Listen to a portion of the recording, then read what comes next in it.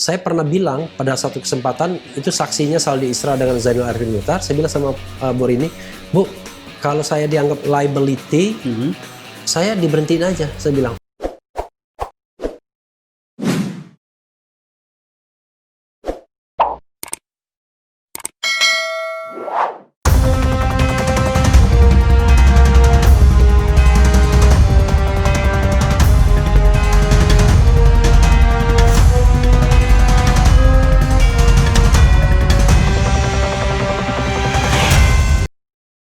Assalamualaikum warahmatullahi wabarakatuh. Selamat malam. Kita ketemu kembali. Malam ini saya akan mencecar seseorang yang suka mencecar orang lain. Ya kan? Malam ini kita hadirkan saudara Refli Harun yang sudah 1 minggu ini kau memenuhi media ya. Ya, biasanya kan Bahkan sejak kami sebenarnya ya. Bad news is good news. Ya, dan memang dari catatan yang tersimpan di setiap tayangan kami itu ada namanya Refli Harun dalam nomor urut pertama.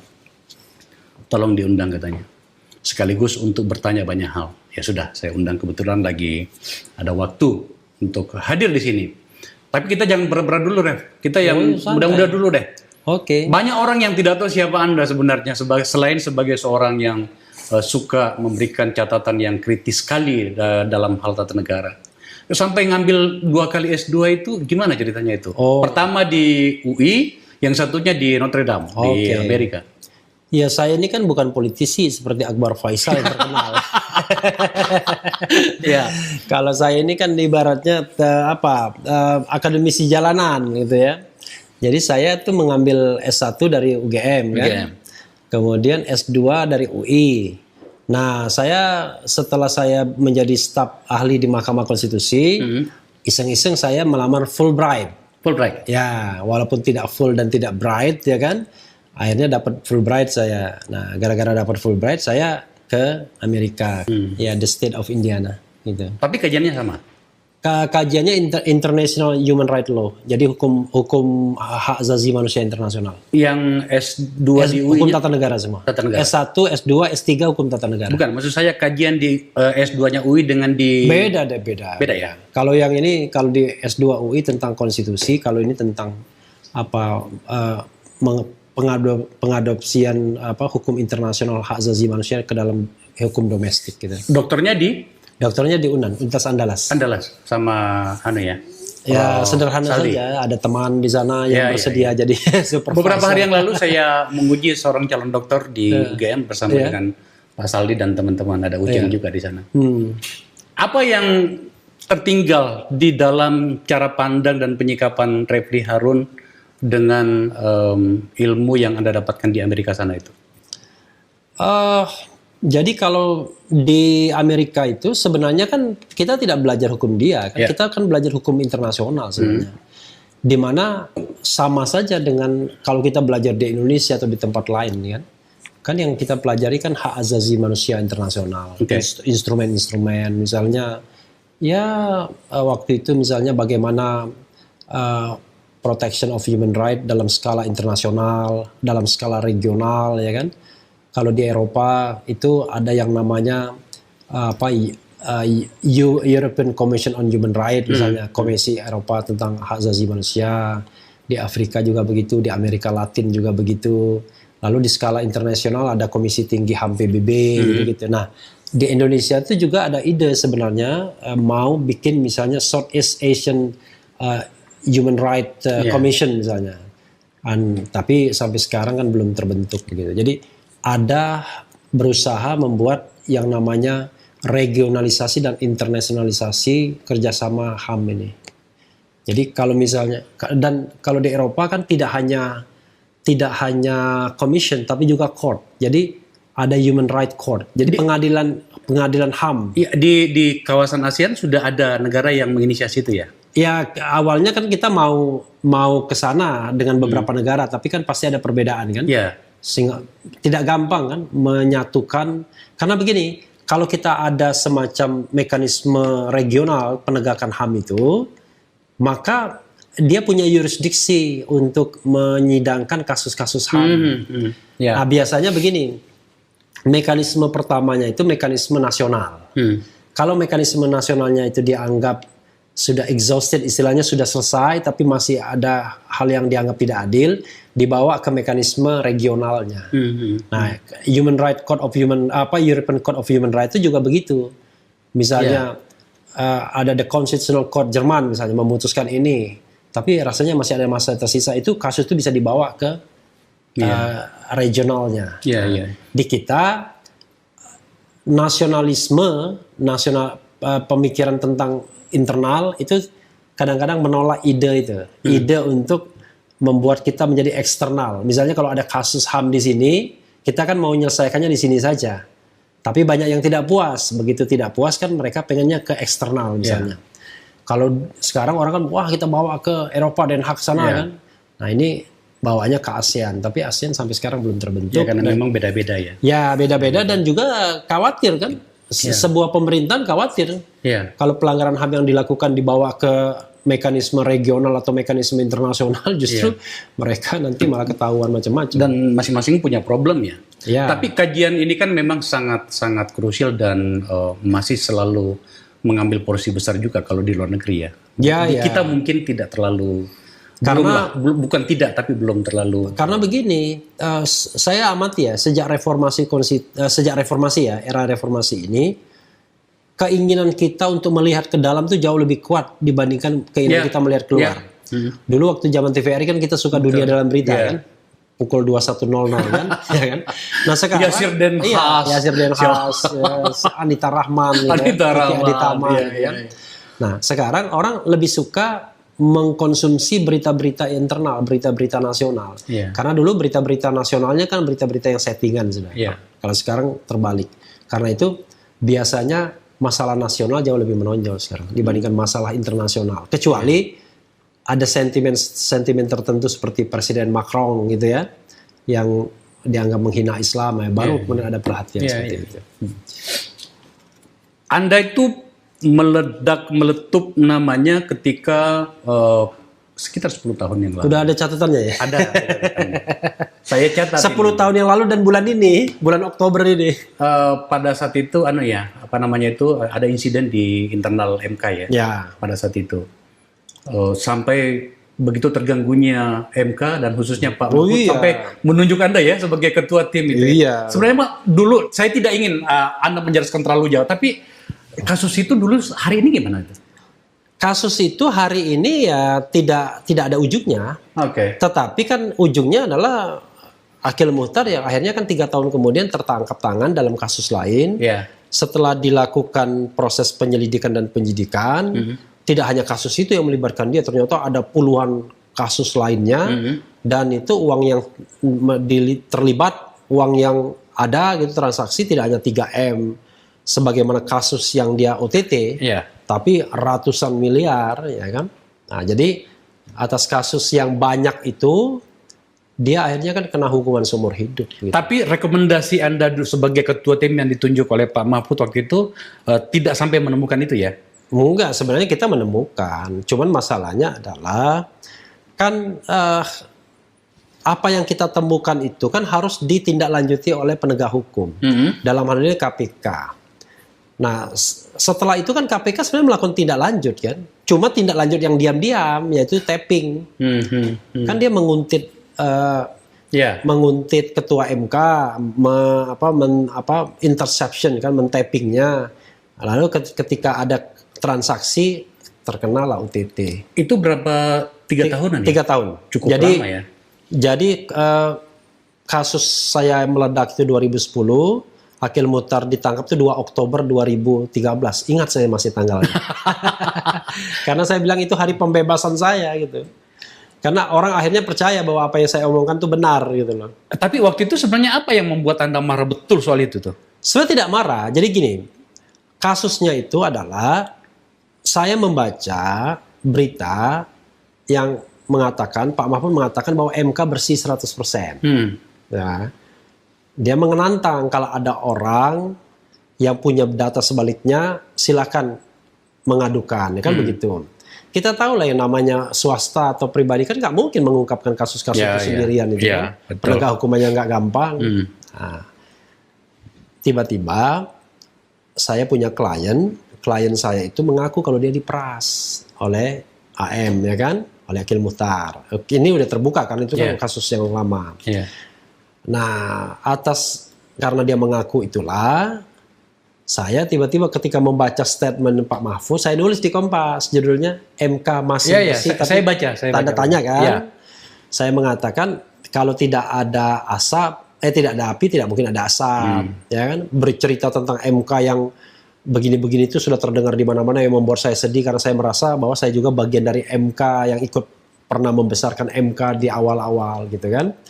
Nah, karena itulah saya menyarankan agar dibuat tim investigasi internal untuk melihat apakah memang desas-desus itu ada apa enggak. Rupanya saran saya untuk internal itu rupanya disambut oleh Prof. Mahfud pada waktu itu. Cuma cara menyambutnya seperti main biliar. Kita nggak tahu tuh arahnya kemana. Kira-kira begitu. Karena mungkin ya pada waktu itu psikologinya adalah di satu sisi memang gemes untuk membuktikan itu, tapi di sisi lain kalau nggak berhasil membuktikan Anda harus dihukum. Kira-kira begitulah. ya, kita bisa memahami itu. Iya, kira-kira begitu. Setelah itu Anda juga sempat mendaftar jadi calon hakim agung ya? Hakim konstitusi. Hakim konstitusi ya. Tahun 2019. Tahun 2019. Tapi waktu itu kan memang usia bukannya Akbar Faisal dulu yang tidak mendukung. Bukan. Ini masih MK ini. Nanti saya cerita tentang KPU-nya. MK-nya waktu itu kan memang belum cukup umur kan. Peraturannya itu minimal 47 tahun. 47 tahun. Waktu itu usianya berapa? Usianya 49 sudah. Oh, oke. Berarti udah masuk gitu udah ya. Masuk. Kan saya ranking 1 tuh Saya belum di Komisi 3 waktu itu. Enggak, 2019.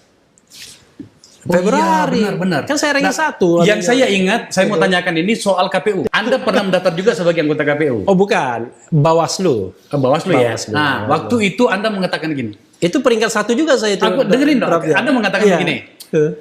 Saya tahu ini saya tidak akan diterima gitu. Iya. Waktu itu kan ngomong gitu ya. Saya waktu itu sebagai anggota fraksi dari Hanura. Iya.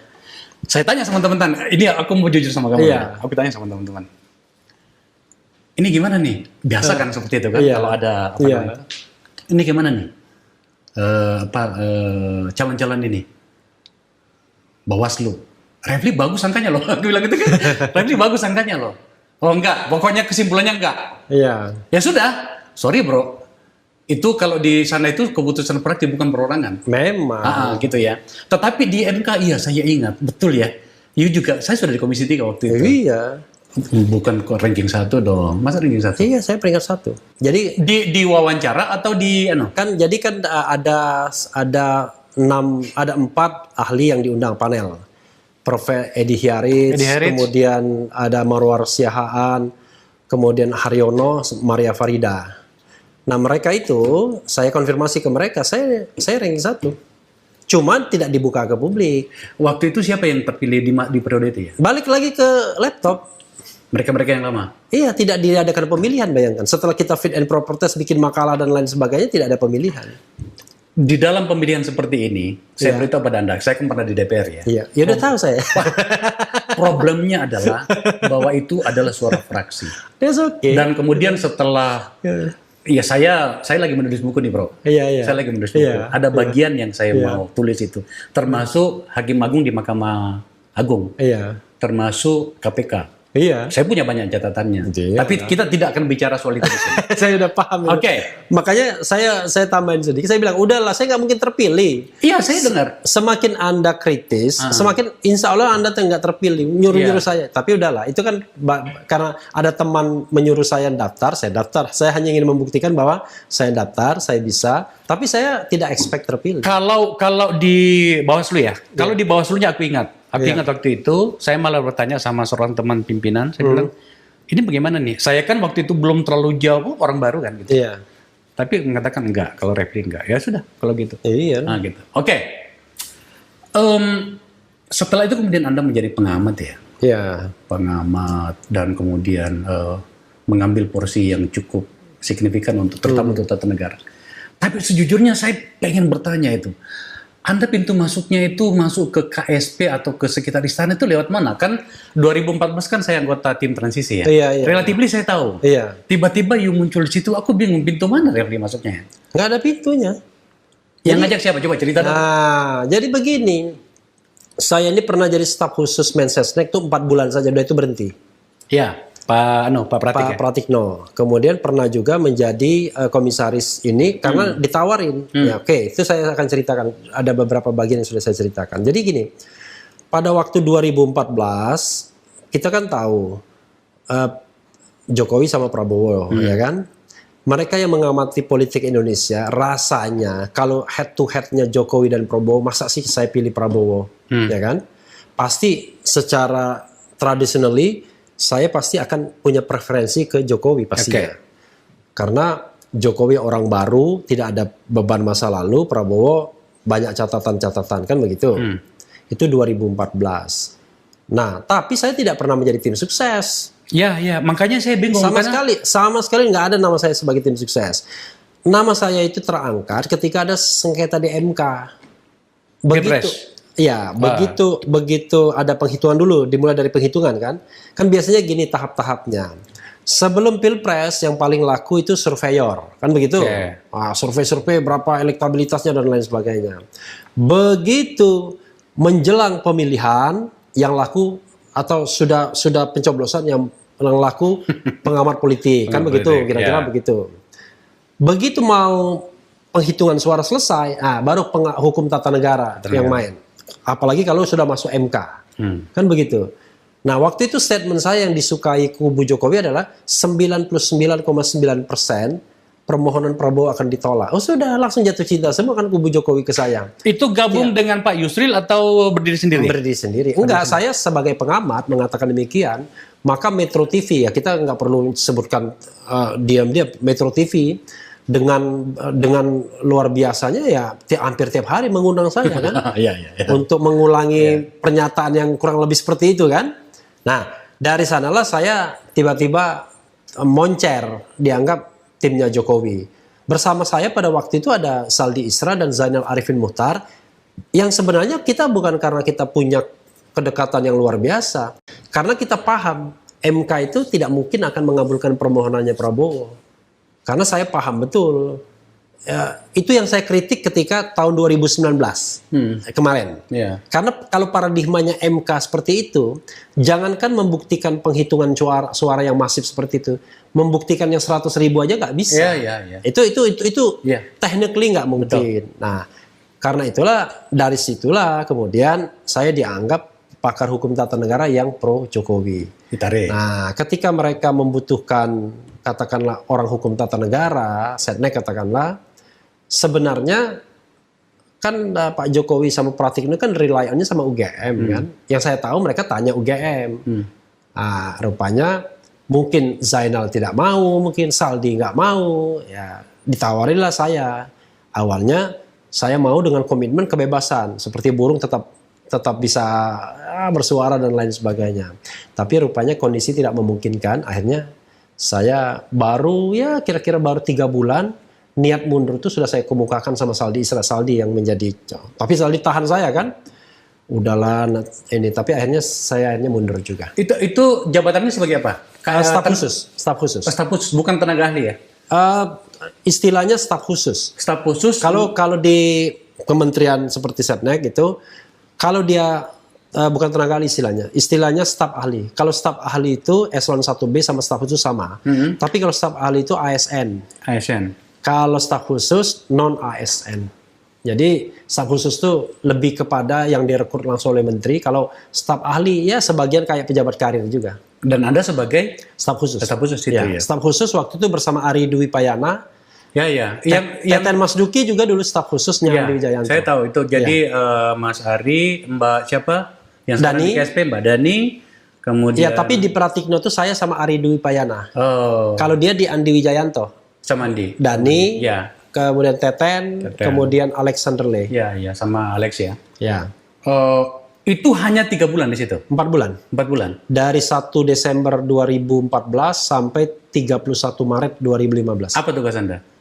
Tugas saya secara umum kan membantu Mensesnek. Jadi kalau kita bicara membantu Mensesnek ya dalam segala aspek. Karena begini, biasanya buruknya atau bagusnya nggak tahu juga. Kadang-kadang menteri itu ketika dia masuk kepada birokrasi, belum tentu dia percaya birokrasinya. Nah, dia rely on dengan orang-orang yang dia bawa biasanya. Apalagi untuk hal-hal yang ya sedikit dalam tanda kutip keamanan ya. Keamanan misalnya ini surat untuk presiden dan lain sebagainya. Tapi akhirnya saya berpikir, wah saya nggak cocok dengan kerja-kerja seperti itu. Saya membayangkan saya ini seperti konsultan aja. Sebagai orang hukum tata negara, saya dimintai pendapat, apa pendapatnya, ini pendapat saya dipakai terserah, nggak terserah gitu. Tapi bukan bagian dari tim huru-hara atau hore-hore. Selama Anda bertugas di situ, Anda ingat nggak ada satu pekerjaan Anda yang berhubungan dan atau berkomunikasi dan atau melayani kebutuhan presiden yang krusial atau vital? Isu yang paling vital itu soal Kapolri. Itu yang saya mau tanya. Jadi pada saat itu Anda pasti ingat kan, saya sempat marah sama Anda kan gitu ya. Dan kemudian ada surat saya. Enggak sempat sih saya marah. Oh iya ya, itu marah. Ada tulisan saya itu. Iya, jadi kan begini tulisannya ceritanya. kasar lagi itu. Udah kasar, sudah halus banget Akbar Faisal itu. Tapi begini ceritanya bro. Tiba-tiba wah ini apa Refli? Nah gini ceritanya. Waktu itu kami Kapolri harus habis masa tugasnya. Iya. Maka kemudian mekanismenya Presiden mengirim surat kepada DPR untuk memilih Kapolri baru. Iya. Satu nama yang dikirim. Iya. Pak Budi Gunawan. Iya. Kami proses seperti biasanya. Tiba-tiba pada suatu waktu kami sedang rapat. Saya ingat waktu itu. Hari itu kami sedang membahas di Komisi 2. Aziz Samsudin yang pimpin rapat. Komisi 2 atau Komisi 3? Komisi 3. Okay. Itu ada 2 surat dari Presiden. Salah satunya soal itu. Iya. Tiba-tiba seorang teman anggota DPR, kalau nggak salah Suding atau Abu Bakar, Bapak Sekjen PKS sekarang, buka HP, link Detikcom. KPK Abraham Samad mentersangkakan Pak Budi Gunawan. Iya. Saya mengatakan ini pasti rusuh ini barang. Iya. Tetapi waktu itu saya ingat mekanismenya DPR Komisi 3 mencoba untuk disiplin. Pak Aziz Samsudin bertanya, gimana kita lanjut nggak nih? Lanjut kita. Iya. Karena sudah ada agendanya itu, pertama jadwal untuk fit and proper, yang kedua berkunjung ke rumahnya seperti biasanya. Iya. Kemudian yang ketiga dibawa ke paripurna. Iya. Gitu. Pada saat di fit and proper saya gelisah. Tidak ada surat penarikan dari presiden. Iya. Ya kan? Tidak ada surat penarikan dari presiden. Saya tanya Fahri Hamzah, saya tanya pimpinan DPR waktu itu, ada surat nggak? Nggak ada katanya. Ya Komisi 3 lanjut dong. Singkat cerita, sampai pada paripurna diketok itu, Pak Budi Gunawan Kapolri. Begitu mekanismenya. Iya. Tidak ada surat, tiba-tiba dari Presiden keluar surat, baru mengusulkan namanya Pak Badrodin Haiti. Tanpa mencabut surat ini, saya marah bro. Sebagai pendukung Presiden, waktu itu kan kita masih die-hardnya Presiden kan. Sekarang masih die-hard nggak? Pertanyaan menakal. Salah satu pertanyaan saya begini, kemana para pemikir tata negara di sekitar Presiden? Mana yang namanya Refli Harun? Bisa diceritain nggak apa yang terjadi pada saat itu? Wah ini politik tingkat tinggi ini sebenarnya. Jadi gini, karena ini sudah lewat ya, mudah-mudahan orang yang mendengar ini biasa-biasa aja karena udah lewat.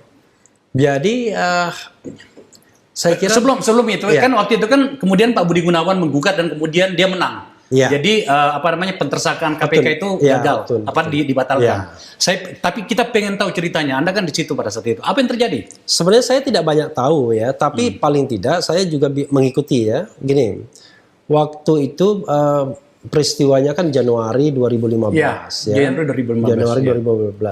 Nah, saya itu sempat umroh waktu itu. Jadi paling tidak saya absen selama 10 hari 11 hari. Pada saat peristiwa itu lagi umroh? Ya, umroh. Tapi saya memantau. Tapi saya datang pada saat yang sedikit krusial. Karena sedikit krusialnya itu adalah nanti keliru lagi saya mengatakannya ya kan. Tapi ini persepsi saya ya, persepsi saya. Ini kan kita harus hati-hati kan. Persepsi saya bahwa presiden sebenarnya kan gamang, ragu sebenarnya untuk mengangkat Budi Gunawan. Kira-kira begitulah. pada waktu itu kan. Bagaimana bisa gampang dia mengirim satu nama saja kok? Ya kan Anda kan ngerti ini kan konstelasi politik tingkat tinggi antara Istana dan Teguh Tapi kan saya Umar bertanya dan lain sebagainya. Ya, oke. Jadi intinya adalah jadi ini dari sisi perspektif hukum tata negaranya begini, ya. Ketika presiden, jadi bagaimana orang yang dalam posisi tersangka ini, katakanlah begitu, dalam posisi tersangka ini, tapi dia sudah di-endorse oleh DPR. Apakah ada kewajiban untuk mengangkatnya atau enggak? Kan begitu. Posisi tersangka tapi di-endorse oleh DPR. Ya, artinya kan DPR sudah menyatakan mereka setuju dengan usulan itu, kan begitu. Mekanismenya seperti itu. That's okay. Tapi kemudian undang-undang itu bicara nothing ketika balik lagi ke DPR. Karena tugas DPR itu bicara iya dan tidak, tapi bukan maksa untuk ngelantik. Kan karena usernya itu adalah presiden, itu dari sisi hukum tata negaranya. Nah, dalam kondisi yang mulus-mulus saja, misalnya gini, saya mengajukan satu nama, DPR fit and proper test, kata DPR oke. Oke-nya DPR itu bukan berarti bahwa DPR mengangkat mereka, nggak begitu. Bahwa orang ini memenuhi syarat. DPR iya. Setelah DPR iya, dibalikin lagi kepada presiden. Nah, presidenlah yang mengeksekusi itu dengan melantik. Iya, betul. Kan begitu. Karena kepala eksekutifnya presiden. Dalam kondisi yang nggak ada masalah, back and forth-nya enak, ya kan, selama ini. Tapi begitu ada masalah, misalnya yang bersangkutan ternyata ditersangkakan, lalu dia datang ke sini, kan ada problem. Bagaimana mungkin seorang Kapolri adalah seorang tersangka? Kan ada problem di situ. Kalau dia dilantik, kan aneh jadinya. Kalau itu oke, saya bisa paham. Tapi yang saya maksud adalah mekanisme ketatanegaraan kita. Ketika ada problem seperti itu, dan saya yakin para pihak ini paham, seharusnya kan presiden mencabut dulu surat yang pertama. Pengiriman namanya Pak Budi Gunawan, baru mengirim lagi namanya Pak Badrodin Haiti. Nah, itu nggak ada kok. Itu kalau itu ya, itu sebenarnya bisa iya, bisa enggak. Kalau mekanisme surat menyuratnya itu. Tetapi intinya yang ingin saya katakan adalah ketika surat itu mengatakan A dan kata presiden, kata DPR A, balik lagi kepada presiden, saya mengatakan ketika dalam kondisi normal, presiden punya kewajiban untuk melantiknya. Paling tidak moral obligation, kewajiban moralnya, walaupun dia usernya. Tapi ketika yang balik ini sudah bermasalah, ya kan? Dan itu kan bisa saja post factum misalnya. Ketika diberikan surat nggak bermasalah, tiba-tiba baliknya sudah bermasalah, maka saya mengatakan itu adalah ranah presiden. Apakah presiden akan menindaklanjuti dengan pelantikan atau enggak. Nah, rupanya presiden pada waktu itu tidak menindaklanjuti dengan pelantikan, tapi melakukan penundaan, kan begitu kan? Penundaan, ya. Ya kan, tapi mengirim nama lain. Bukan, nama lain itu bukan sebagai Kapolri, tapi sebagai pelaksana tugas Kapolri. Jadi Badrodin Haiti itu pada waktu itu sebagai pelaksana tugas Kapolri. Setelah waktu berlalu, baru kemudian dia menjadi yang definitif. Itulah. Jadi saya hampir lupa ya, tetapi seingat saya surat itu sebagai Kapolri, makanya kita di DPR acting sebagai Kapolri. Makanya kita di DPR waktu itu memprosesnya untuk jadi Kapolri. Jadi acting sebagai Kapolri. Setelah acting sebagai Kapolri, lalu diteruskan dengan surat baru untuk mengusulkan dia sebagai Kapolri. Itu. Jadi di fit and proper test lagi. Saya ingat rekan Anda Aziz Samsudin menghubungi saya, wah ini kita tolak juga ya katanya. Ini kan sama aja katanya dengan yang kemarin gitu. Ternyata diterima Badrodin Haiti. Saya harus mengecek lagi tentang data saya yakin itu 100%. Meskipun ini adalah cerita lama, tetapi menurut saya penting bagi kita untuk mempelajari proses-proses seperti ini. Saya yakin itu 100%. Saya memang waktu itu marah dan saya menyebut nama Anda. Di kepala saya nggak ada ahli tata negara di sekitar presiden kecuali Refli. Justru karena ada ahli tata negara makanya bisa ditolak. Karena sulit sekali bagaimana ya pada waktu itu melakukan teoritisasi terhadap keinginan presiden bahwa presiden tidak mau melantik. Kan begitu persoalannya. Jadi saya mengatakan kalau dalam kondisi yang mulus maka ada moral obligation untuk melantik. Tapi kalau dalam kondisi yang bermasalah presiden bisa mengatakan tidak karena dia usernya. DPR itu bukan user Kapolri. DPR hanya mengatakan iya dan tidak. Endorsement. Seperti itulah. Mekanisme ketatanegaranya adalah Anda tidak boleh mengangkat Kapolri tanpa persetujuan DPR. Itu saja. Tapi begitu DPR sudah setuju, terus pulang presiden mau melantik. Usernya adalah presiden. Iya, gitu. Ya, tentu saja ya. Kita paham. Oke, kita lanjut. Karena saya banyak pertanyaan. Iya. Setelah dari mendampingi Pak Pratik ya, dari sekretaris negara 3 bulan 4 bulan ya. 4 bulan. Persis 4 bulan. Saya stopkan 4 bulan. Setelah itu Anda ditarik menjadi komisaris utama di Jasa Marga. Iya. Langsung ya? Enggak, di Jasa Marga 18 Maret. Ada jedanya ya? Jadi gini, saya 18 Maret saya diangkat sebagai komisaris utama Jasa Marga. Kemudian tanggal 31 Maret saya mengundurkan diri. Jadi saya rangkap jabatan 13 hari. Saya rangkap jabatan. Karena itulah yang saya persoalkan sekarang nih, rangkap jabatan itu. Saya 13 hari aja rangkap jabatan. Berarti Anda juga melanggar sebenarnya 13 hari? Enggak ada, pelanggaran enggak ada. Itu sampai sekarang dianggap etika jadi kan. Ya. Tapi ya nggak mungkin juga misalnya hari ini kita diangkat, hari ini berhenti, kan ada administrasi surat. Iya. Saja, Gimana saya paham kalau itu. Nah, jadi apa namanya? Dari Jasa Raharja, Jasa Marga, kemudian menjadi lagi Kepelindo. Sejujurnya ini dua-duanya ini apa namanya? Barang yang baru bagimu ya sebenarnya ya? Enggak juga. Dari jalan tol ke enggak juga. Kapal gitu. Karena orang nggak paham aja bilang barang yang baru. Jadi ketika saya masuk pertama, mungkin saya tidak tahu sama sekali dunia ini. Tapi begitu saya masuk, saya sudah sangat tahu. Proses pembelajarannya lebih cepat lah. Kenapa? Karena intinya sama aja. Jadi kalau kita mau jadi komisaris di sebuah tempat, di BUMN atau di perusahaan, saya mengatakan kita butuh paling tidak menguasai 1 dari 3 ilmu ini yang paling penting. 1 finansial, karena kita harus tahu hitung-hitungannya. Yang kedua, ilmu tentang tata kelola. Tata kelola apa aja. Dan ketiga, hukum.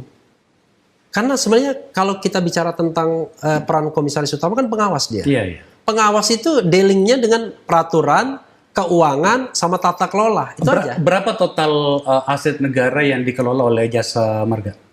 Jasa Marga itu sekarang ini kalau pendapatannya ya, penghasilannya itu kira-kira kalau waktu saya tinggalkan kira-kira 8 triliun per tahun ya. Ya, keuntungan bersihnya kira-kira 2 triliun ke atas. Dia mengelola berapa jalur?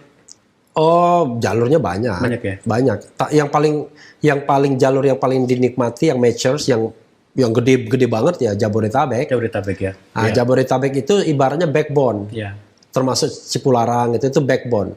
Nah, sementara jalur-jalur lainnya ya Trans Jawa itu mungkin 60% itu Jasa Marga, Trans Jawa karena beberapa ruas, tapi dia nggak 100%. Karena kalau di jalan tol itu, kalau kita membangun ruas baru itu anak perusahaan baru.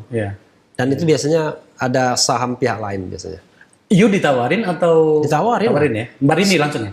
Bukan. Waktu itu seumur hidup saya nggak pernah minta jabatan. Yang nawarin siapa? Imam Aprianto, sekretaris Menteri BUMN. Gitu. Berapa lama di Jasa Marga? 3 tahun 5 bulan 13 hari. Setelah itu langsung switching ke Pelindo.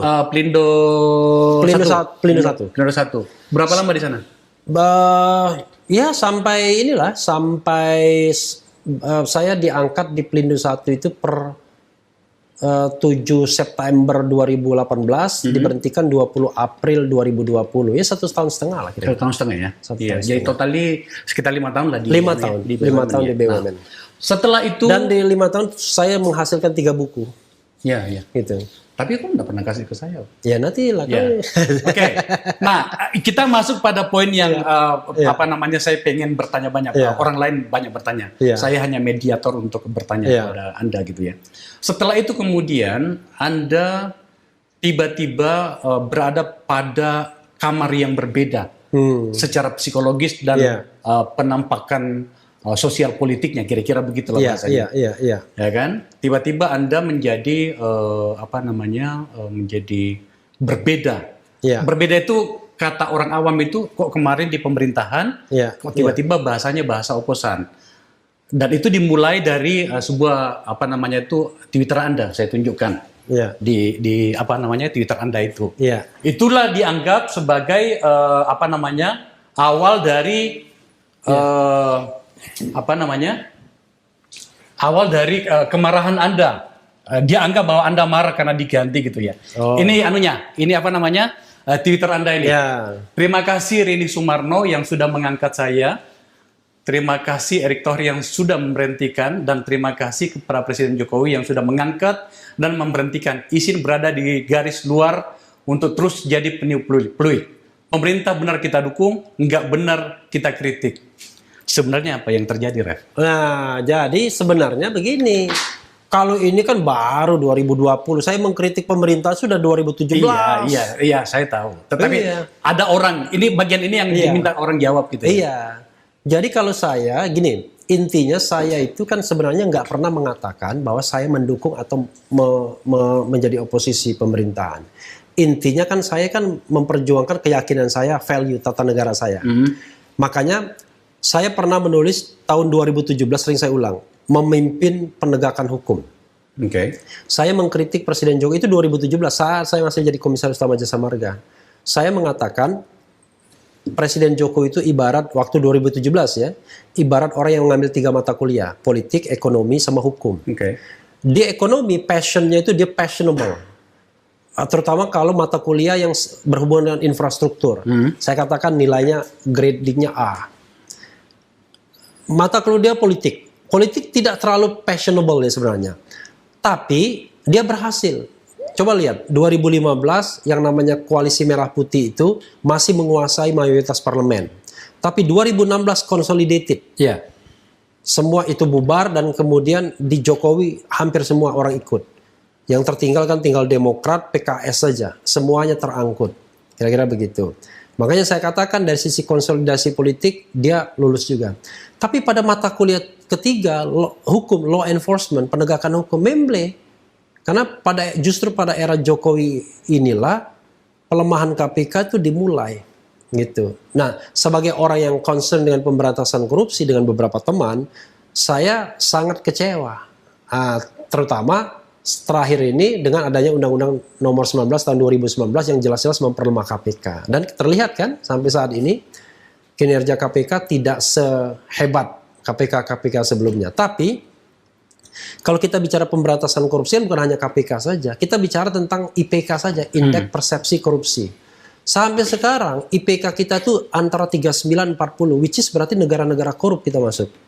Masa sih sudah 22 tahun dan itu amanat reformasi, tidak ada satu presiden pun yang berhasil mengangkat negara kita tidak menjadi negara korup. Minimal kalau untuk tidak menjadi negara korup itu skornya harus di atas 50 ke atas. Artinya satu agenda reformasi yaitu pemberantasan korupsi KK itu gagal sampai sekarang. Kalau bahasa negatifnya, bahasa positifnya belum berhasil, sama aja sebenarnya. Kalau menurut Anda periode pertama Pak Jokowi dengan periode kedua itu meskipun baru 1 tahun ya, periode kedua ini, menurut Anda yang mana yang lebih menyenangkan Anda baik sebagai pengamat tata negara maupun sebagai orang yang pernah bersama dengan pemerintahan atau mungkin sebagai masyarakat biasa? Saya pada periode pertama ya, saya pernah menulis kabinet nano-nano. Saya nulis di Detikcom ketika menteri itu baru diangkat. Apa yang saya katakan pada waktu itu, nilai kabinet ini 6. Bayangkan, saya bilang 6 nilai kabinet ini.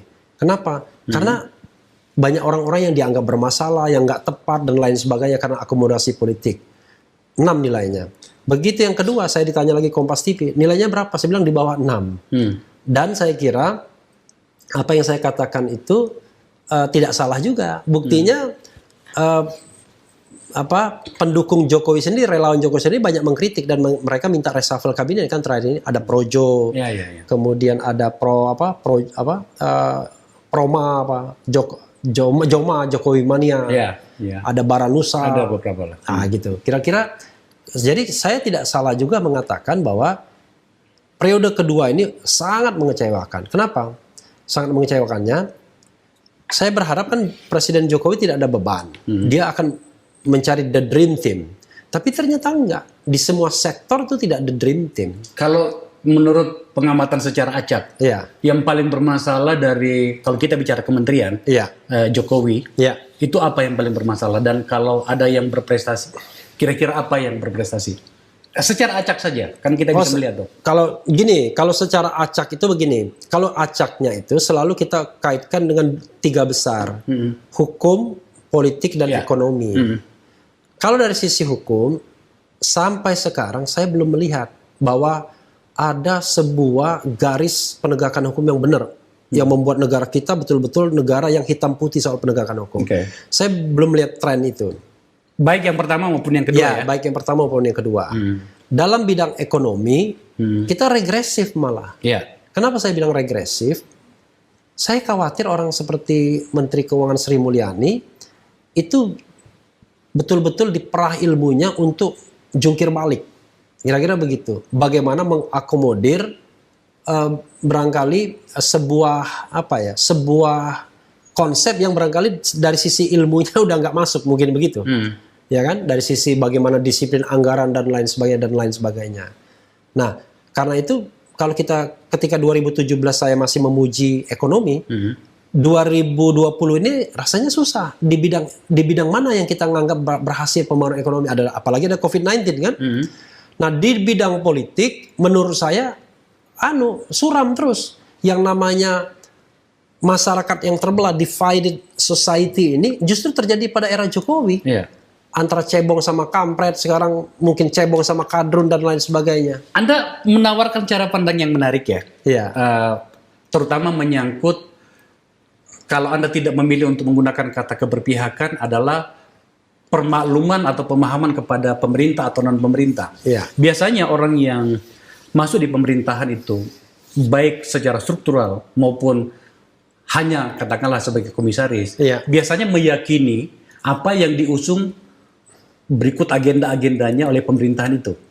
Anda pasti dianggap setuju untuk itu. Enggak. Tapi Anda masuk ke dalamnya, tetapi kemudian juga berbeda pada banyak hal. Itu bagaimana menjelaskannya?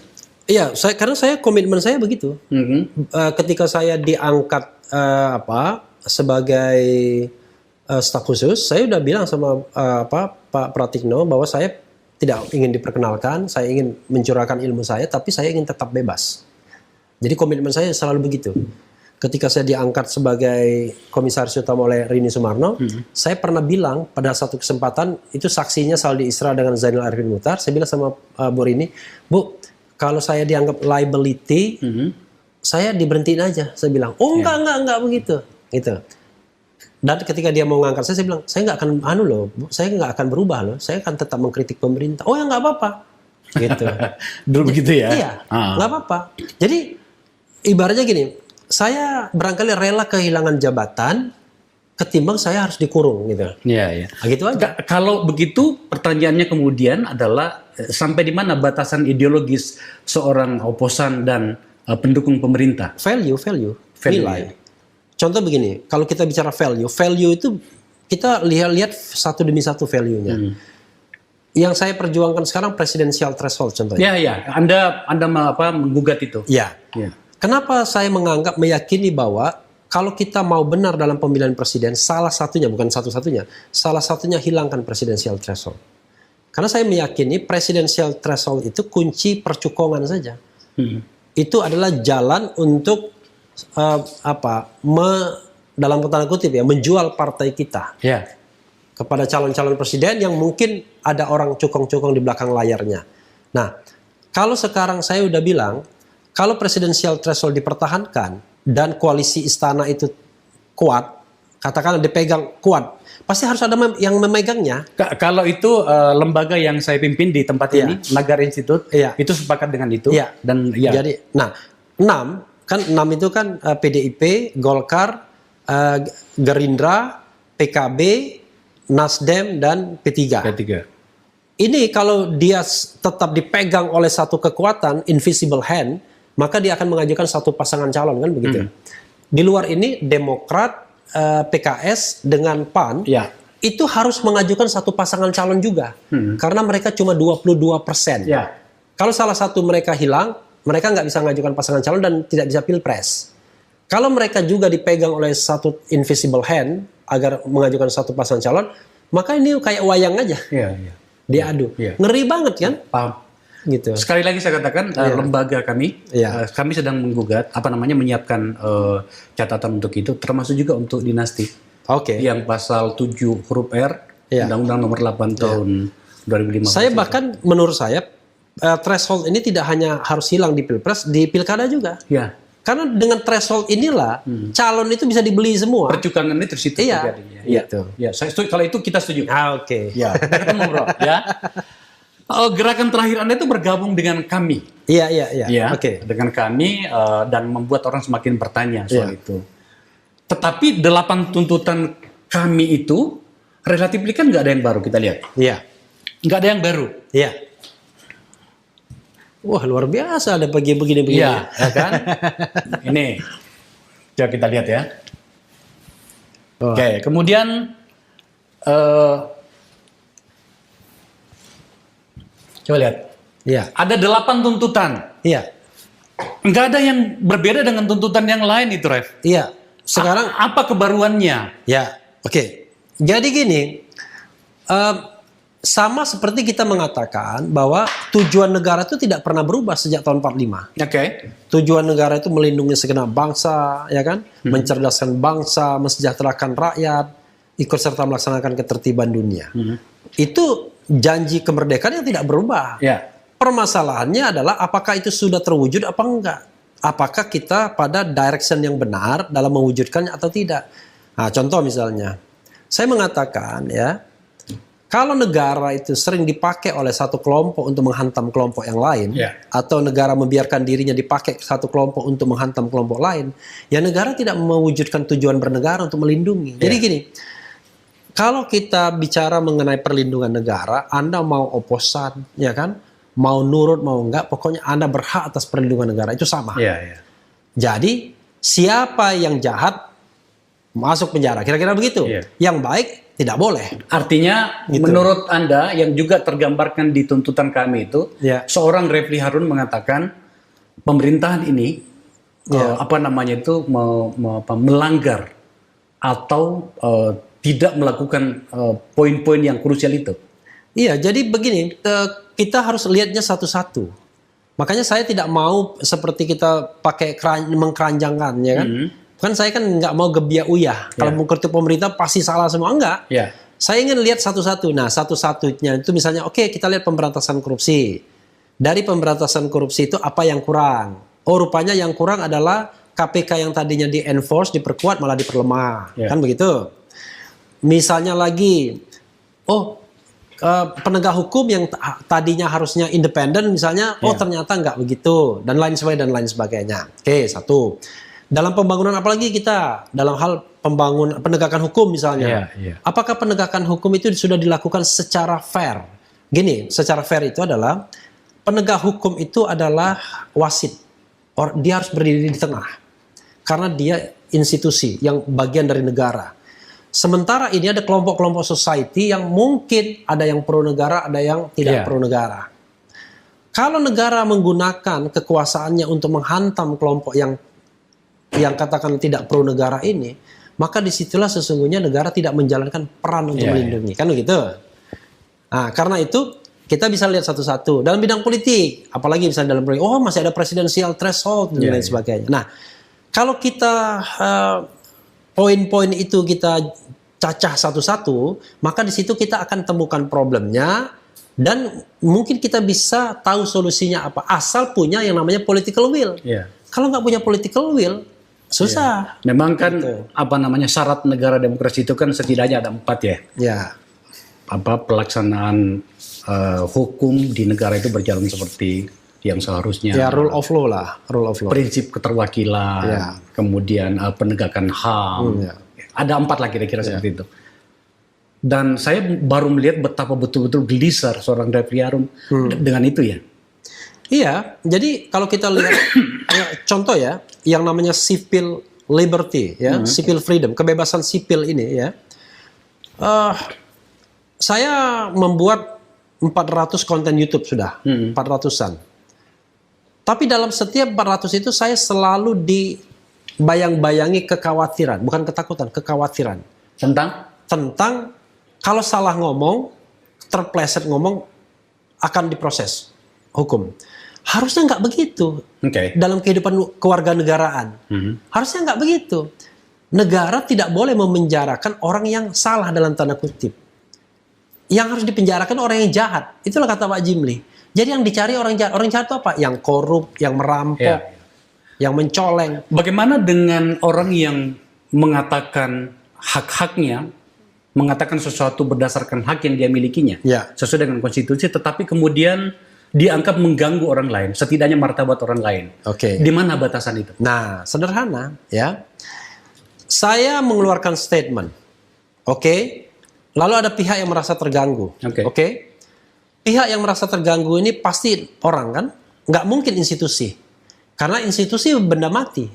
Mana ada institusi punya hati dan punya pikiran, ya kan? Orang ini kan bisa direkonsiliasi oleh negara. Disinilah peran penegak hukum sebagai pelindung dan pengayom masyarakat. Jadi ini melapor karena merasa dicemarkan oleh ini. Penegak hukum panggil, disitulah direkonsiliasi. Nah, ini sesuai dengan demokrasi Pancasila kan? Tapi kalau misalnya, wah ini bukan pendukung rezim misalnya begini, udah menggunakan tangan negara, kelompok ini udah tersangkakan saja dia, penjarakan saja dia. Itu yang nggak benar. Anda ingin mengatakan apa tentang teman-teman yang kebetulan saya kenal juga ya? Para dedengkotnya di kami itu yang ada Jumhor, ada Ganda. Ya saya ingin tanya apakah mereka penjahat atau enggak? Itu aja. Karena negara itu harus menghukum, harus memenjarakan orang penjahat. Kan Anda kenal katanya sama mereka. Ya kira-kira mereka penjahat bukan? Dia berbeda pilihan dan pikiran dengan yang pemerintah gitu. Menurut Anda itu tidak layak untuk itu ya? Oh iya. Kalau kemudian di dalam dokumen yang saya dapatkan, bukan dokumen, informasi yang saya dapatkan ditemukan di dalam HP-nya, semacam upaya untuk menghasut segala macam. Saya belum lihat dan saya tidak boleh langsung percaya seperti itu. Apakah itu juga tidak cukup untuk itu ya?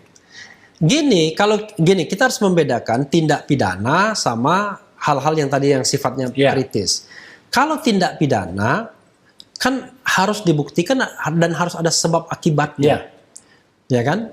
Nah, susahnya delik kita, misalnya penghasutan, provokasi, penyebaran kebencian itu delik formil. Tidak dilihat akibatnya, yang penting kita misalnya sudah mengunggahnya. Padahal kita nggak tahu yang terpengaruh siapa. Pokoknya ada orang yang melaporkan, kenal kita. Ref, gitu. Kita kan warga negara, bro. Kita punya perwakilan. Bernama DPR. Apakah problem-problem ini Anda, meskipun saya tahu jawabannya seperti itu, tapi apakah Anda sudah pernah bawa ke DPR bahwa wahai DPR-ku, kita menghadapi problem ini sekarang? Anda sudah melakukannya? Gini.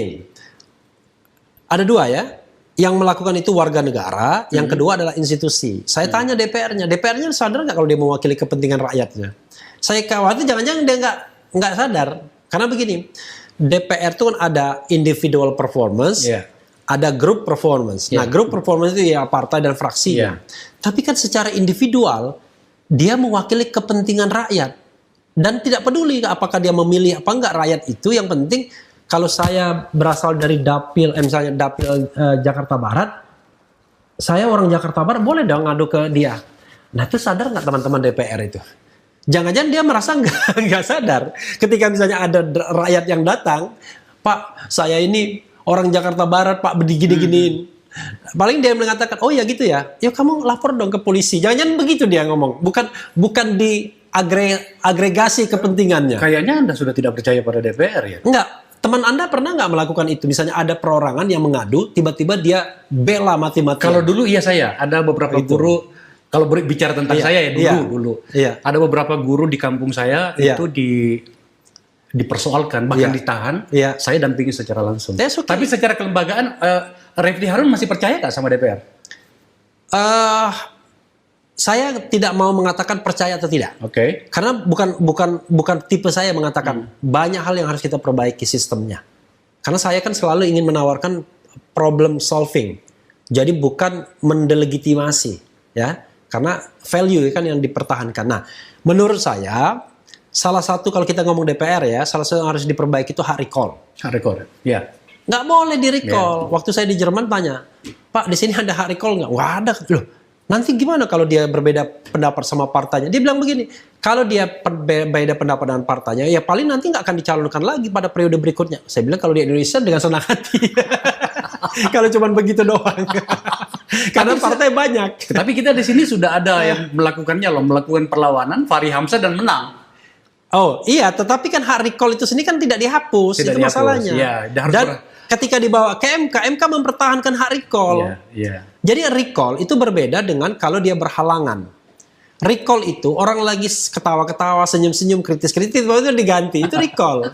Tapi kalau dia misalnya terlibat tindak pidana, ya itu bukan recall, itu karena dia dianggap melakukan tindak pidana atau dia sakit misalnya diganti, gitu. Pokoknya lagi seneng-seneng itu diganti, itu recall. Gitu. Hari-hari ini Anda pasti agak sibuk dengan salah seorang narasumber. Kami ini sama-sama YouTuber sekarang. Iya. Luar biasa ya Anda. Tapi kita tidak bicara soal subscribe-nya yang sudah ratusan ribu itu. Luar biasa ya. Sugi Nur Raharja. Iya. Ditahan karena bicara di podcastnya seorang Refli. Iya. Bagaimana kasusnya sekarang?